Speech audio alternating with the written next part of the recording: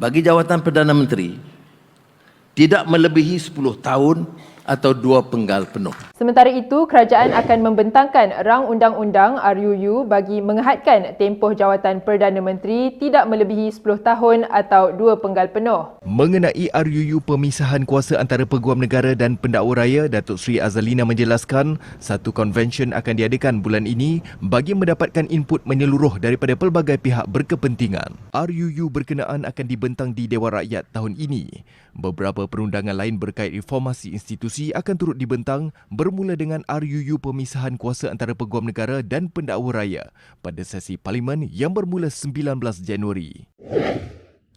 Perdana Menteri Anwar Ibrahim menjelaskan langkah ini adalah sebahagian daripada reformasi institusi dan Hala Tuju Parlimen 2026 yang turut terpakai kepada jawatan Ketua Setiausaha Negara dan struktur Jabatan Perdana Menteri. Bagaimanapun beliau berkata, pelaksanaan cadangan tersebut tidak mudah kerana memerlukan sokongan 2/3 ahli parlimen. Langkah menghadkan tempoh jawatan Perdana Menteri kepada maksimum 10 tahun atau 2 penggal penuh disifatkan sebagai satu keputusan politik yang matang serta selari. Apa kata tempoh menjadi Perdana Menteri kepada 2 penggal ataupun 10 tahun. So, ini apa kata bukan benda barulah daripada dulu.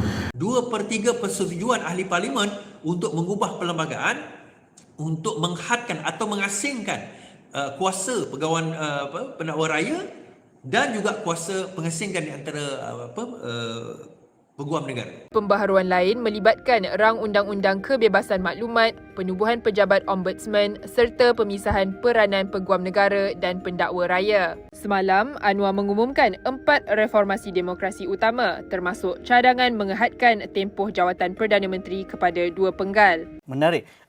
Ini memerlukan sokongan 2/3 untuk meminda perlembagaan di Dewan Rakyat AERA dan juga cadangan untuk RUU memisahkan kuasa Peguam Negara dan juga Pendakwa Raya dan memerlukan 2/3 mandat di Parlimen sokongan ahli-ahli Parlimen Dewan Rakyat.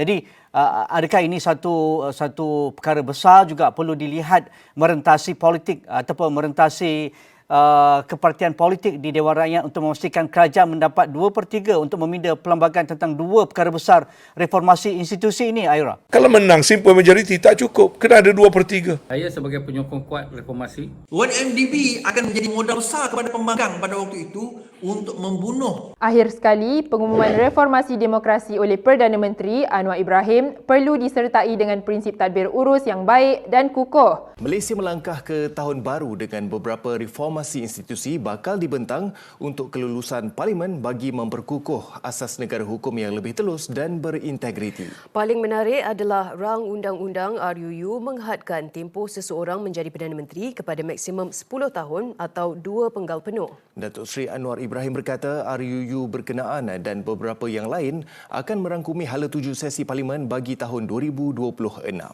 Bahawa ada campur tangan dalam siasatan 1MDB. So nampak macam Anwar Ibrahim sendiri nak push kepada reform kepada reform. Okey. Anwar menekankan had masa untuk elakkan penyalahgunaan kuasa. Kedudukan ahli-ahli parlimen kerajaan ketika ini melebihi daripada 2/3. Ya.